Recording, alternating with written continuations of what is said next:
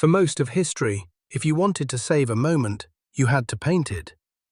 So how did humans learn to catch light itself and freeze it forever? Over 1,000 years ago, scholars like Alhazen noticed that a tiny hole in a dark room projects the outside world onto the opposite wall. Upside down, but perfectly real. They called it the camera obscura, the dark chamber. By the 1500s, artists shrank the camera obscura into portable boxes and used them to trace landscapes with stunning accuracy. But the image always vanished the moment the light moved. The challenge: how do you make it stick? In 1826, Frenchman Joseph Niepce coated a pewter plate with light-sensitive tar, slid it into a camera obscura, and pointed it out his window. 8 hours later, the world's first photograph. Blurry rooftops, but unmistakably real. Then in 1839, Louis Daguerre cracked it.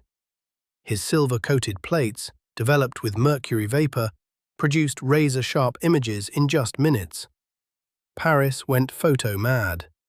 The daguerreotype made photography a global sensation. Glass plates were heavy and fussy, until George Eastman rolled light-sensitive chemistry onto flexible film.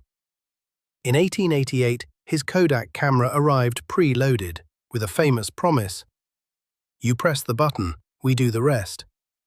Photography belonged to everyone now. Then, in 1975, Kodak engineer Steven Sasson wired a light sensor to a cassette tape and built the first digital camera.